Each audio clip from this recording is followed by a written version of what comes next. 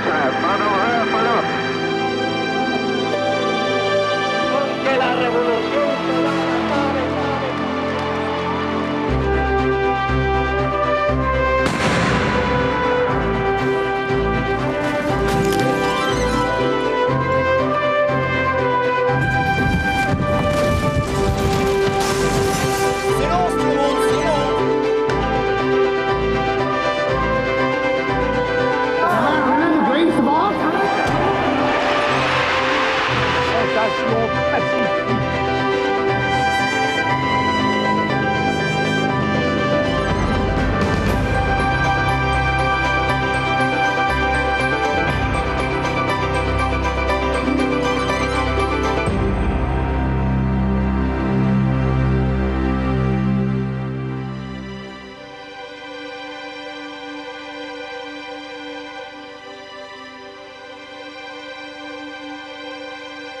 In the 20th century, our relationship with the world we live in has changed as never before.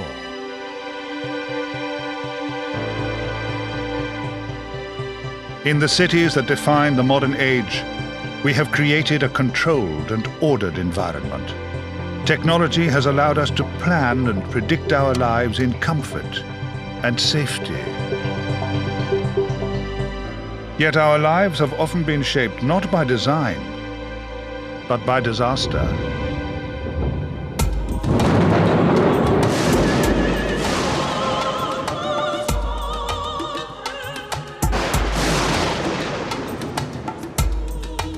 Prepare yourselves!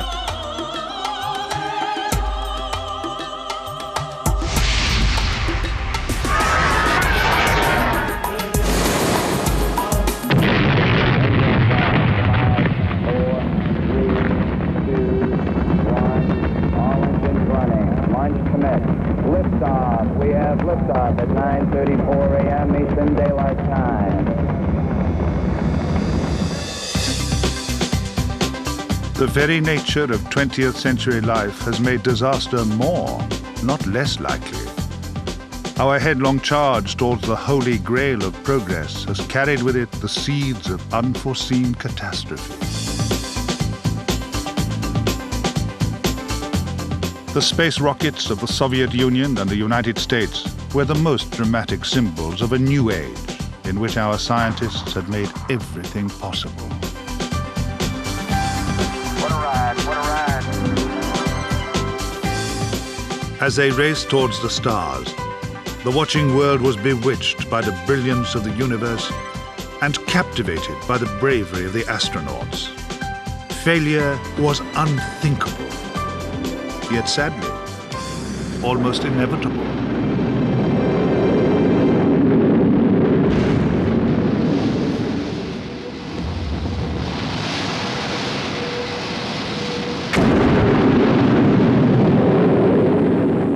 The disasters of the 1960s, most notably the fire on board Apollo 1, which killed 3 astronauts, did little to destroy our faith in modern technology.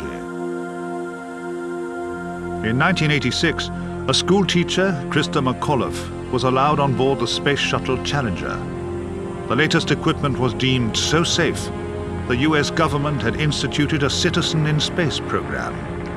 A journey to the stars was beginning to be portrayed as being as simple as a trip to the office.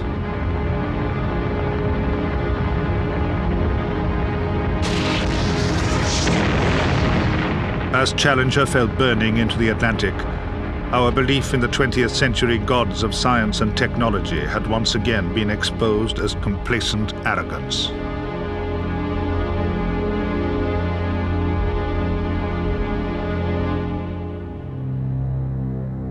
That hubris was also apparent earlier in the century. In 1912, the largest passenger ship afloat, the RMS Titanic, was launched in Belfast.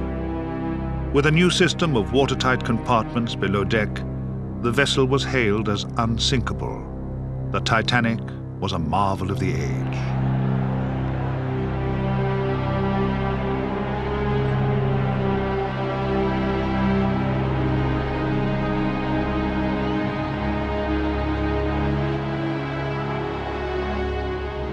On the 10th of April, she set sail from Southampton on her maiden voyage to New York with more than 2,000 people aboard. The ship headed out into the Atlantic, waters which her veteran captain knew well. But at midnight on the 4th day of her voyage, in the calmest of conditions, the ship ran full speed into an iceberg. The Titanic's designers had provided lifeboats for just a fraction of the passengers. As she slid to the bottom of the Atlantic, more than 1,400 people were still on board. Around the world, there was the same sense of shock and disbelief that would touch those at Cape Canaveral 70 years later.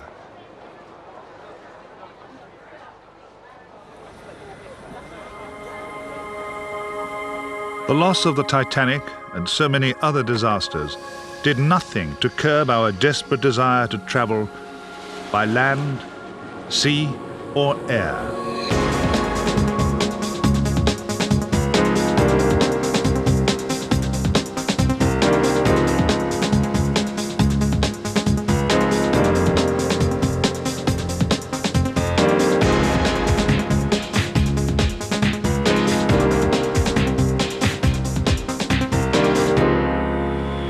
But the huge volume of traffic has brought with it a calamitous death toll.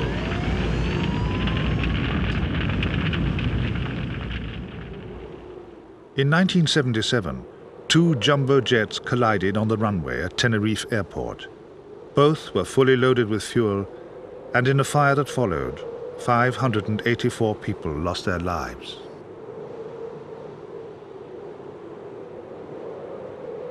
The worst disaster in aviation history was the result of a simple lack of communication between one of the pilots and an air traffic controller.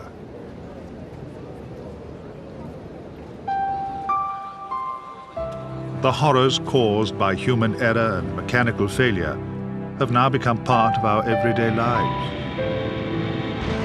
This morning on the morning fast, all the folks would be that this is terrible, this is one of the worst catastrophes in the world.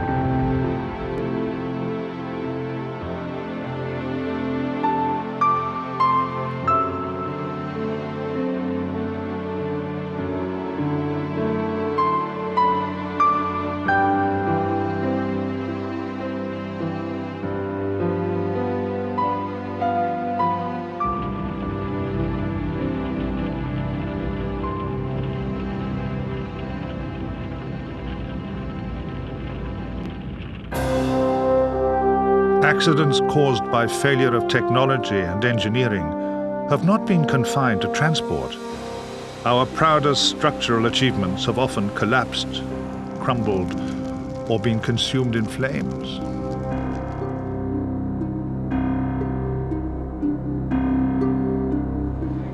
In 1940, the Tacoma Suspension Bridge was opened. 4 months later, it collapsed. In nothing more than a stiff breeze, the bridge began to sway slightly. Sections of the structure had been built at such a length that they set up a wave motion that tore the bridge apart.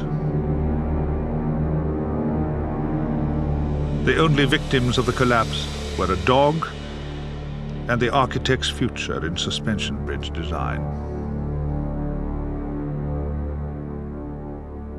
Yet mistakes on the drawing board can have far more damaging consequences. The designers of the Kariba Dam failed to consider that their work would not be finished before the Zambian spring rains began. The unfinished walls of the dam were swamped, and the livelihood of thousands of farmers was washed away in the deluge. Sometimes our foolishness borders on insanity.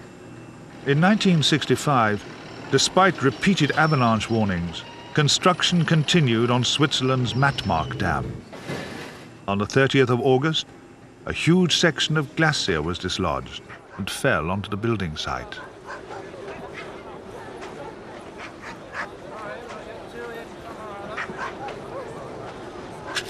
In places, the wall of ice and rock was 80 feet high. It was 6 months before the last of the 89 bodies was recovered, and the Matmark Dam now stands not as a monument to our ingenuity, but as a memorial to our ineptitude.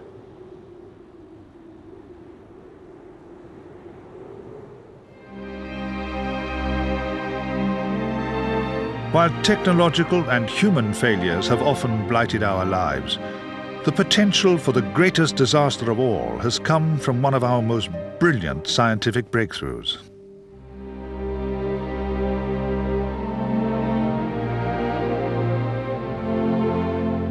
For more than 50 years, we have lived in the shadow of the bomb.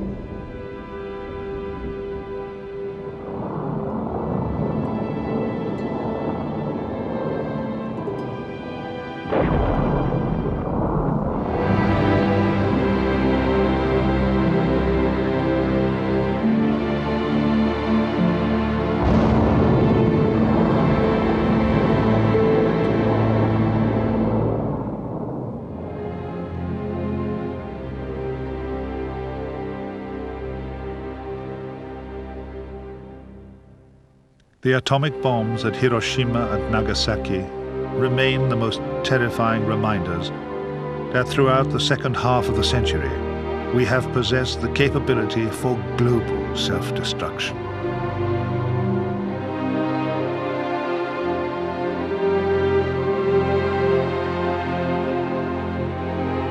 During the Cold War, we were haunted by visions of madmen with their fingers on the button. Armageddon seemed chillingly close.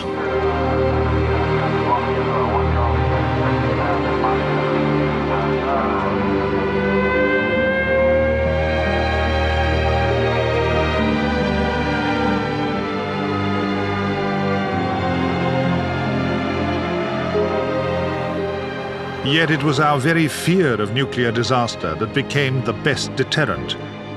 Hopefully, our apocalyptic nightmares of a nuclear holocaust have now receded. The citizens of Hiroshima and Nagasaki were not the only casualties of the nuclear age.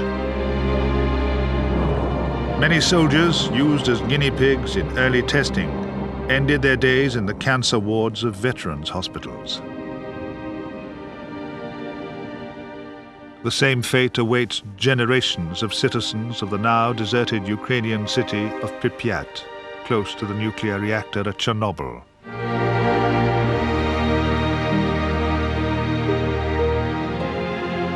In the aftermath of the disastrous explosion in April 1986, the bravery of many of the rescue workers was extraordinary. The deadly radiation cloud that spread from Chernobyl may eventually claim hundreds of thousands of lives. The greatest irony of the nuclear age is that its worst disaster was caused not by madmen with missiles, but by maladministration and stupidity.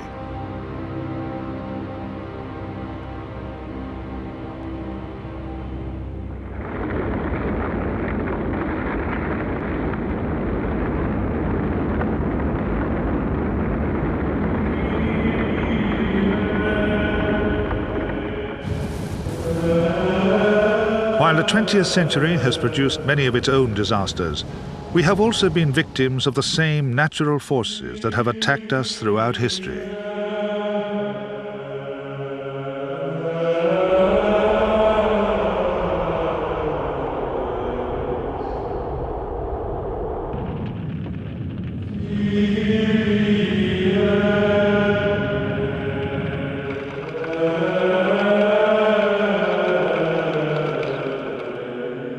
The first landmark disaster of the century occurred in 1906. More than 1,000 people died as an earthquake devastated San Francisco. 83 years later, the city was rocked by another major quake, but this time they were better prepared.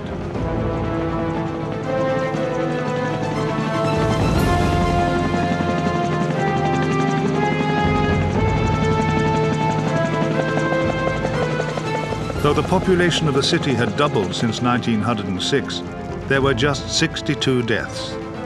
After more than half a century of preparation, San Francisco's emergency services were ready for the catastrophe.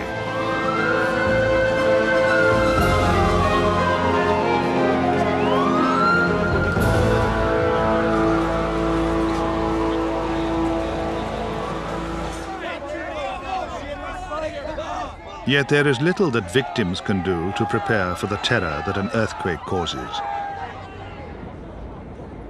When the ground shakes and buildings collapse all around, there is simply no place to run. In the aftermath of many of the most terrible earthquakes, the global community has put aside its differences to help the victims. From Mexico to Armenia, China to Turkey, a flood of sympathy and support has crossed political and religious divides. Disaster, it seems, is one of the few things that can unite us in helping our fellow human beings.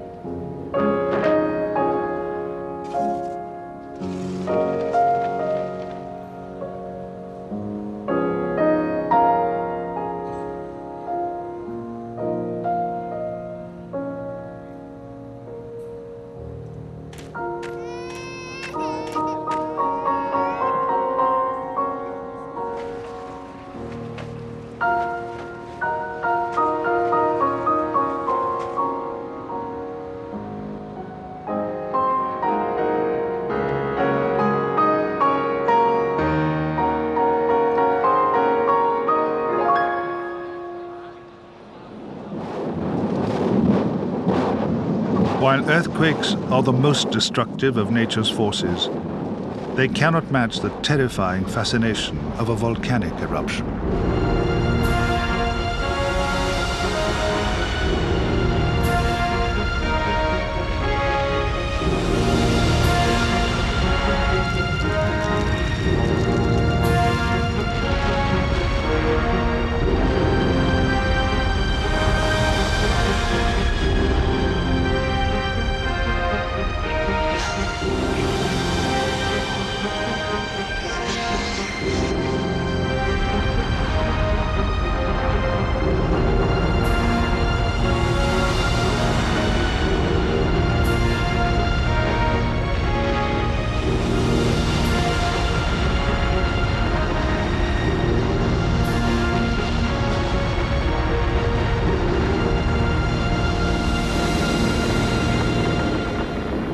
Many towns and villages have lived in the shadow of the volcano for centuries. In 79 AD, Mount Vesuvius buried the Roman towns of Pompeii, Herculaneum, and Stabiae under a blanket of volcanic ash.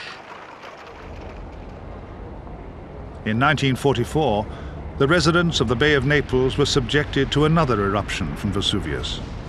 Yet again, villages in the path of the lava flow were destroyed and their residents forced to flee.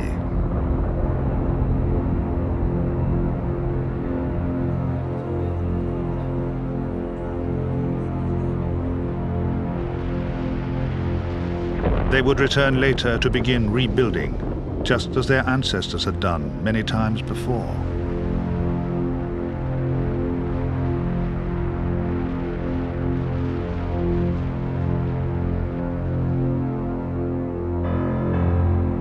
In 1953, Mount Spur erupted in Alaska. For the citizens of Anchorage, it was their first frightening experience of a major eruption. At midday, the sky was turned black with ash.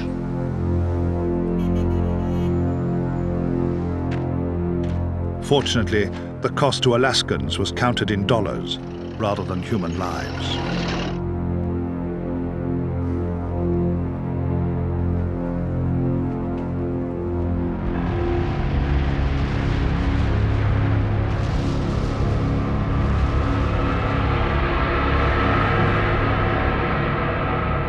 When Mount St. Helens exploded in Washington state in 1980, the effects were far more devastating.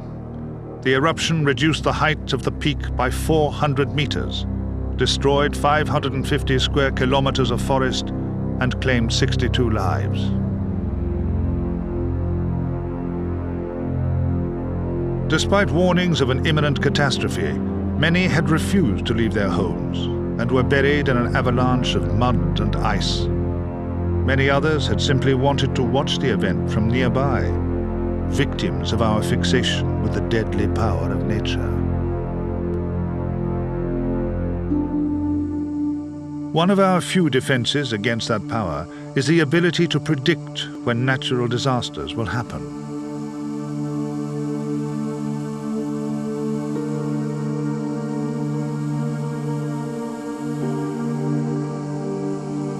Modern scientists have progressed from theodolites to lasers in their efforts to guess when eruptions and tremors will occur.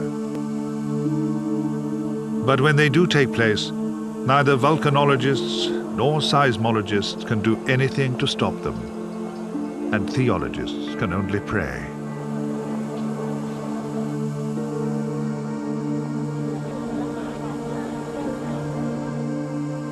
Predicting earthquakes is notoriously difficult.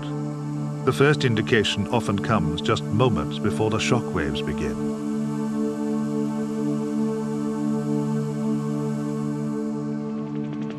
The city of Kobe, virtually rebuilt after World War II, was specifically designed to withstand severe shocks. Yet in 1995, a major quake brought the city crashing down like a house of cards, killing 5,000. It was later discovered that many builders had flagrantly ignored construction regulations to save money. The tragedy was a crushing blow to Japan's national pride.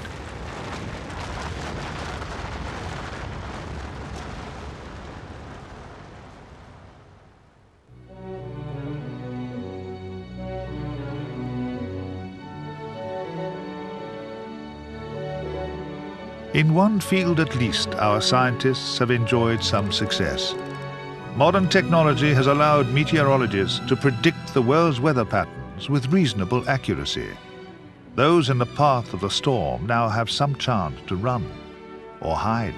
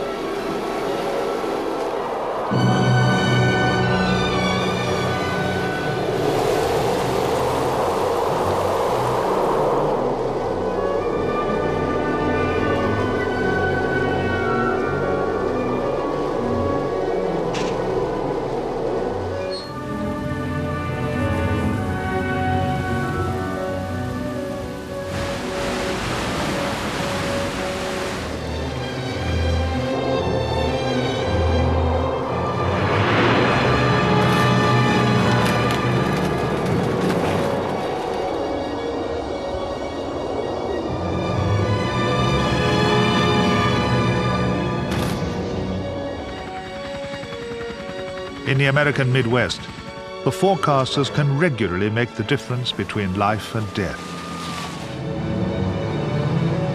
A unique set of climatic conditions has made the area a target for one of the most violent and terrifying forces in nature, the tornado.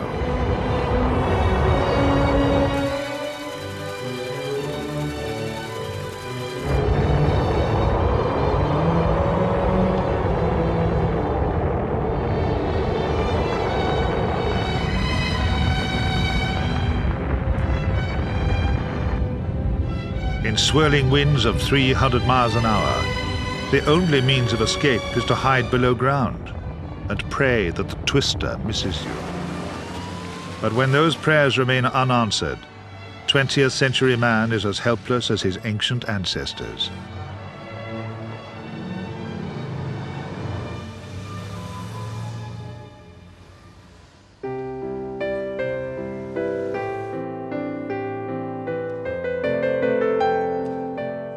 In spite of all the disasters and catastrophes that assail us, the human race is thriving as never before. The 20th century has seen enormous advances in the field of medicine. Around the world, life expectancy has been increased and infant mortality reduced.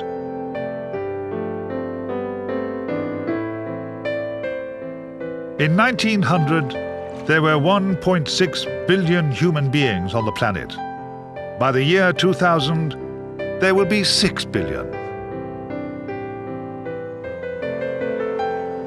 But our success as a species has brought its own problems, not least the need to feed so many hungry mouths. Throughout the century, we have failed to meet that need on many occasions. In the 1930s, the American Midwest was hit by an agricultural disaster far greater than any wrought by tornadoes. After several years of drought, the soil, which had been intensively over-farmed, began to crack and crumble. With nothing to hold it together, the topsoil simply blew away in huge clouds of dust.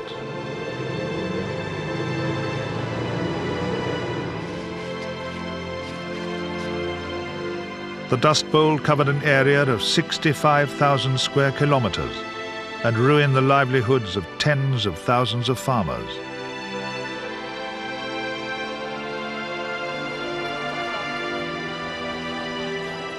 In scenes which inspired John Steinbeck's novel The Grapes of Wrath, a mass migration began.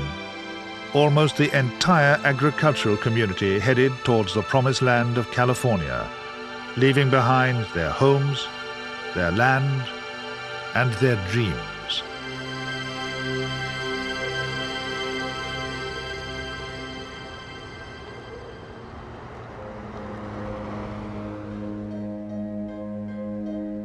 But famine is not governed solely by agricultural conditions. In Bengal in 1943, the price of rice was driven high by speculation. In spite of several poor harvests, the rice deficiency was small, but most people simply could not afford to buy their staple food.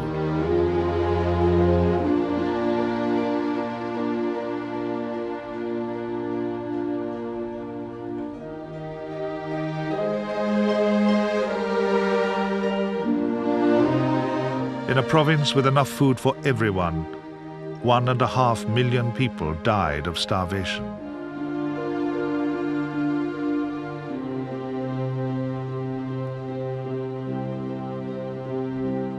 For many underdeveloped countries, the only hope of relief comes from international aid. While many teeter on the brink of starvation, others possess mountains of disposable grain and food.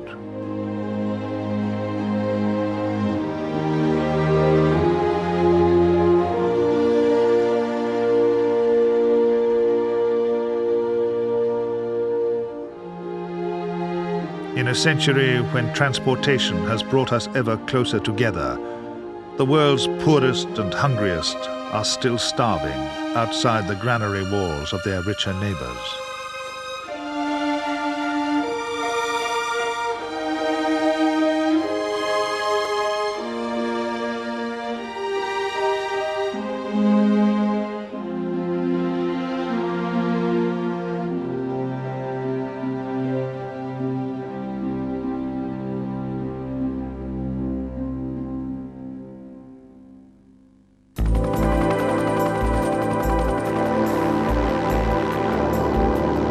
Even in countries with a stable agricultural structure, the need to provide for the planet's increased population has led to difficulties. As the demand for food has increased, so has the need for more dependable ways of producing it.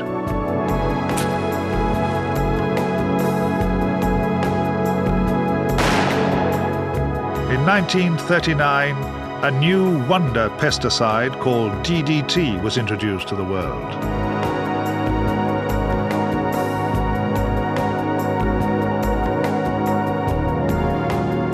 Over the next 30 years, millions of tons of DDT were dusted and sprayed everywhere. But evidence began to emerge that it was being passed from insects to the rest of the food chain, causing deformities and abnormalities. DDT was first banned in the 1970s, but the planet's ever-increasing need for food has sponsored a continuing development of new chemicals and farming methods. The consequences may only become clear in the next century.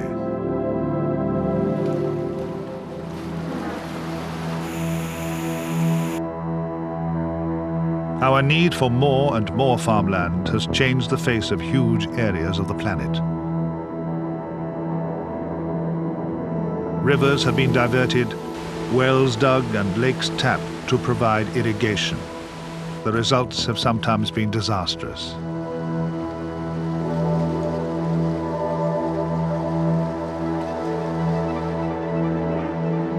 In the 1960s, cotton production began on land surrounding the Aral Sea in Central Asia. Water was diverted and huge quantities of pesticides drained into the seabed. As the water disappeared, the chemicals dried and cracked the mud, further reducing the water level. The pollution has led to a first-year mortality rate of 1 in 10 children born around the Aral Sea. By the year 2000, what was once the world's 4th largest lake will have disappeared.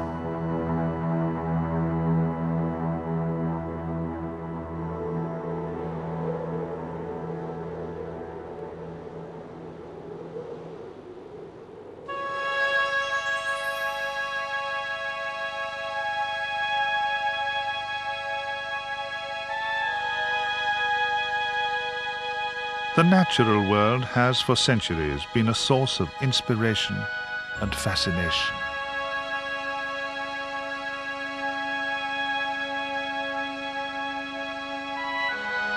The sheer beauty of our planet is matched only by the incredible diversity of life within it. The enormous variety of animals and plants form a genetic vault upon which our survival increasingly depends. Virtually all our food, nearly half of our new medicines, and much of our clothing derives from living things.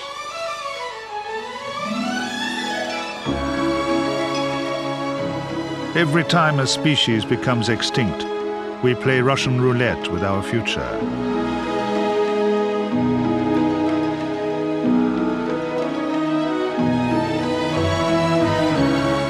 A 100 years ago, as bison battled on the American prairies, hunters knew nothing of genetics.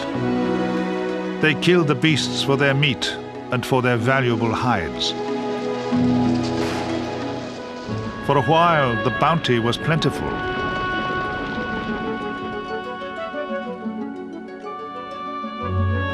But the natural balance of predators and prey that had preserved the diversity of the wild for millennia was to be disrupted by the biggest predator of all.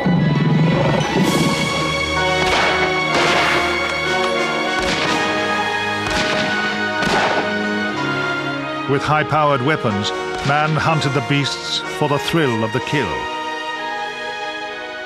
We adorned our bodies with trophies from theirs. Our vanity demanded so much ivory that over 10 million elephants were slaughtered in Africa alone. Less than 300,000 remain.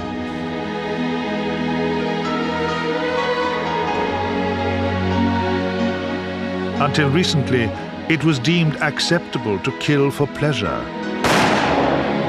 Now the effects of our persecution are dangerously clear.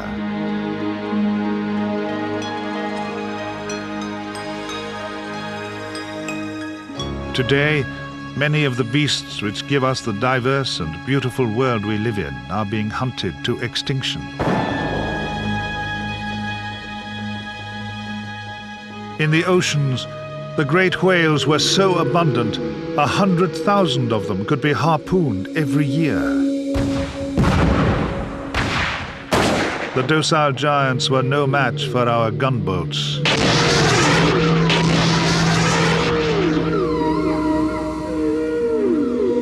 The slaughter exterminated the Atlantic grey and began to threaten even the prolific blue whale. In 1970, our factory ships could only find 23.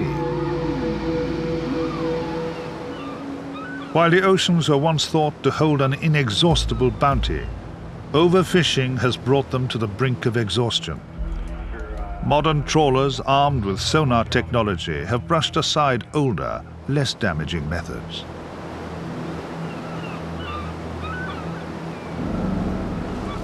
With vast nets, one boat can dredge the sea for miles around. Entire shoals are exterminated with every catch. Soon, it will not be possible to satisfy our ravenous demand for food and industrial produce.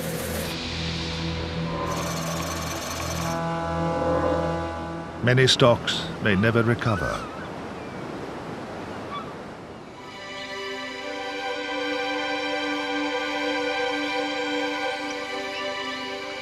While man's appetite directly threatens hundreds of unique animal species, many more face extinction through our rampant destruction of the natural world. Nowhere is this more evident than in our forests.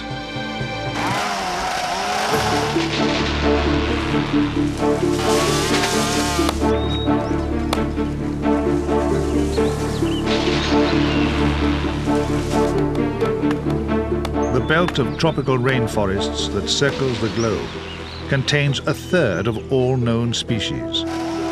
Since 1960, 30% of the forest surface of our planet has disappeared. Millions of animals and plants have been destroyed, many before they were even discovered. But world demand for forest resources continues to grow. Almost 1/2 of the world's population still relies on wood as a principal energy source. In Europe and North America, hundreds of years of construction has taken 60% of the forested landscape. Canadian loggers clear 1 million hectares of temperate forest every year. Siberia and Brazil are each losing 4 times as much. For many economies of Latin America, Asia and Africa, the forests are a significant economic resource.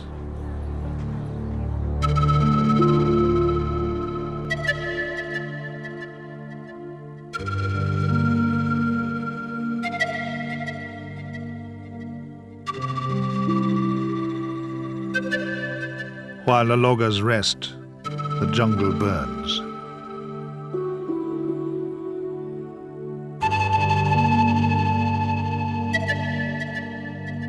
Slash and burn farmers set millions of hectares alight every year to make way for grazing lands. With an escalating demand for meat, cattle ranchers can make a quick profit.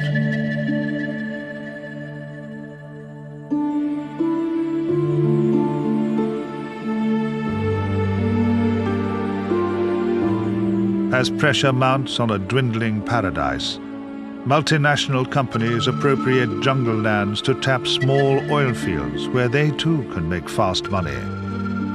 What forest is left coated with crude oil.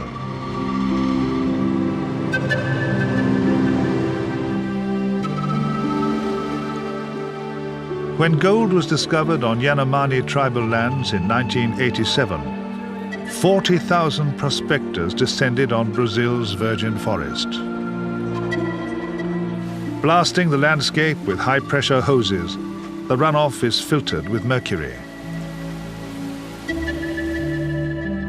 Everything is poisoned, the damage irreversible. The lungs of our planet are dying. Progress is a cruel mistress.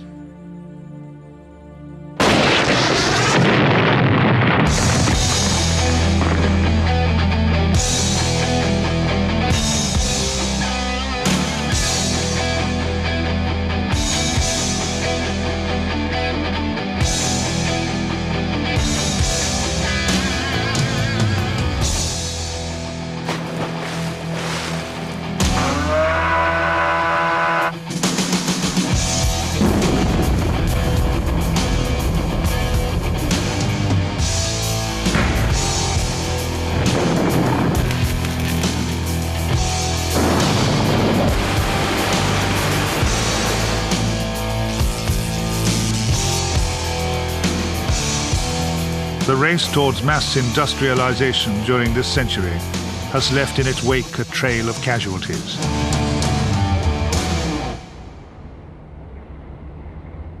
In 1948, the Farben chemical works in Germany were rocked by an explosion.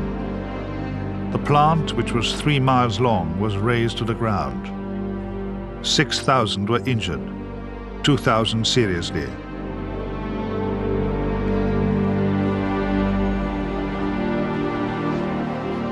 "500 workers simply vanished. Their bodies never recovered."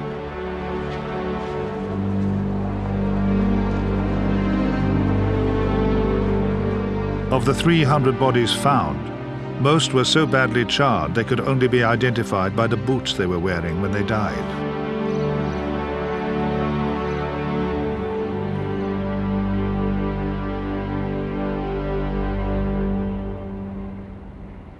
On the night of the 3rd of December 1984, deadly fumes leaked unnoticed from a tank at the Union Carbide chemical plant near the central Indian city of Bhopal. The gas contained methyl isocyanate, a chemical used for making pesticides. The poisonous cloud killed 2,000 as they slept.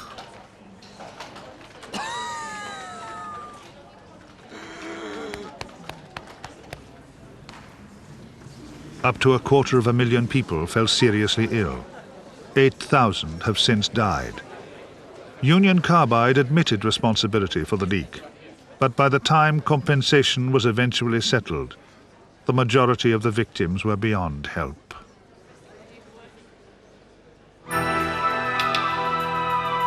But it is not just the human population that has suffered at the hands of the industrial world.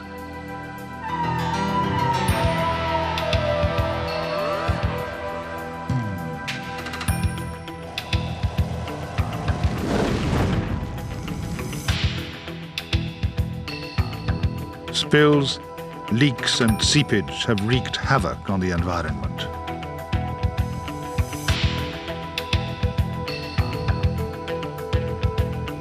The world's rivers and oceans have borne the brunt of our pollution. For many years they were considered the ideal dumping ground, a watery dustbin of almost infinite capacity. The names Amoco Cadiz, Exxon Valdez and Le Bray have become synonymous with catastrophe. When supertankers carrying more than 50 million liters of crude oil split open, the results are devastating, both to wildlife and the local environment.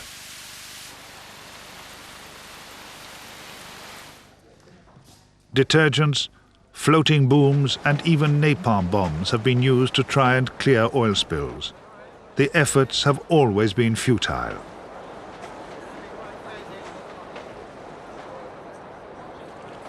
With 3.5 billion liters of oil being released into the sea each year, the oceans face a struggle to survive. Our disposal of waste has also brought human tragedy. In 1966, the Welsh mining village of Aberfan was the scene of a tragic and needless accident. After heavy rains, the huge waste tip of displaced rock and coal dust that sat above Aberfan slid onto the village school. 28 adults and 116 children died in the landslide. Horror turned to outrage when it was discovered that the authorities had known the tip was unsafe. Aberfan's future generations had been sacrificed to corporate negligence.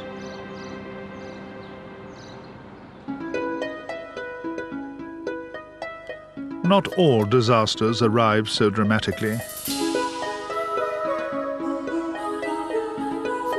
In the 1950s, London's atmosphere was a polluted cocktail of carbon and sulfur from coal-burning power stations, factories, and household fires.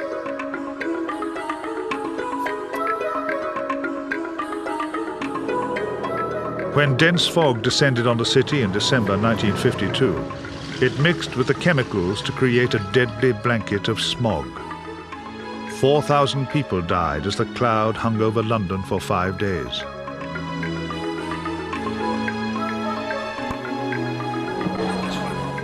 There were some novel ways of dealing with the problem, but it took stringent controls on the use of coal fires to bring it under control.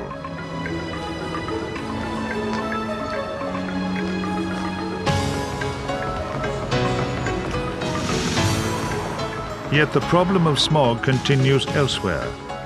Cars have replaced coal as the main culprit, and despite tougher controls on emissions, many modern cities have been unable to lift themselves from beneath the cloud of pollution.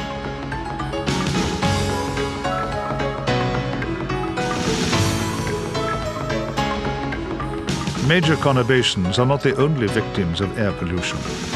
Scientists had discovered in the 1950s that industrial emissions contained high levels of sulfur dioxide and other corrosive materials.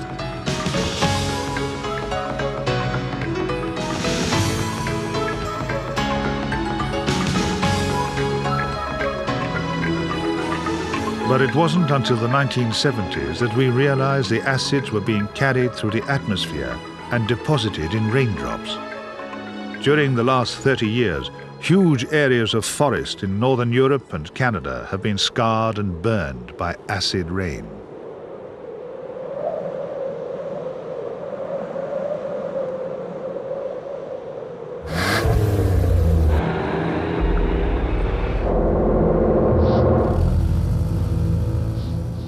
Decades of burning fossil fuels was triggering another environmental problem, the likes of which the world had never seen. The Earth was getting warmer. Not until scientists discovered a hole in the ozone layer did governments take any notice. Climatic secrets, embalmed for thousands of years in snow that fell on Antarctic ice, began to reveal shocking secrets. Since 1950, an area of ice the size of Luxembourg had disappeared from the Antarctic Peninsula. The oceans were getting warmer. Sea levels were rising.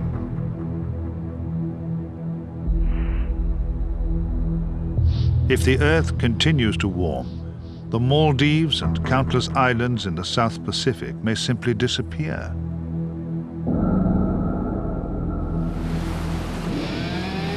In Bangladesh, millions of people have no protection from the sea. In 1970, 300,000 people were drowned, and over 1 million were made homeless when the seawalls were swamped during a cyclone.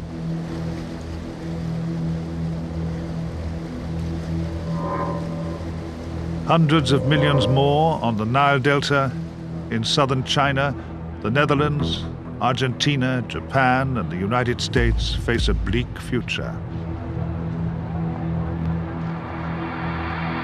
Half the world's population lives on the coast.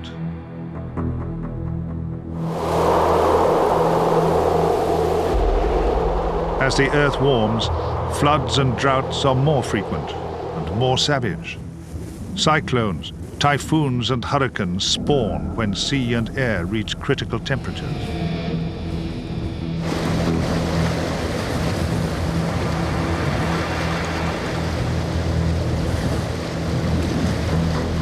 But people and their crops are also threatened by a more sinister enemy.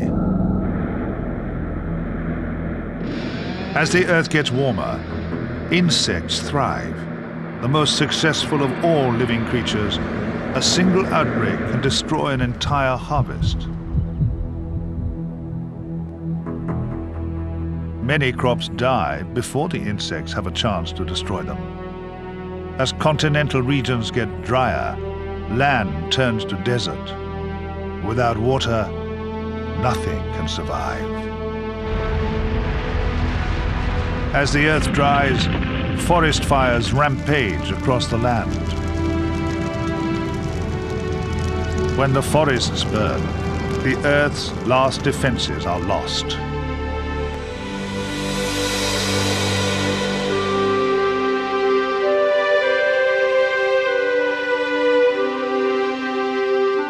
As the millennium approaches, the planet has never been more fragile.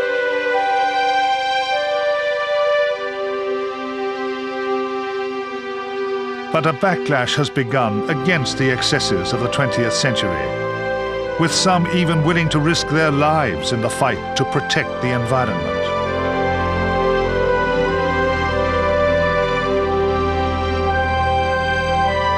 In the next century, the natural world will continue to threaten us, as it has throughout history. But will we learn from our own mistakes and recognize the dangers of the future?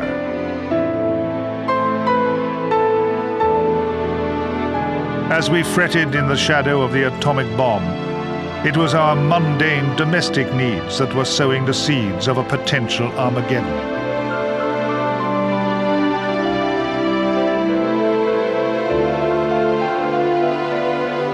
Only the passage of time will reveal what unforeseen legacies we have left to our children, as they struggle to survive as we have, on the edge of disaster.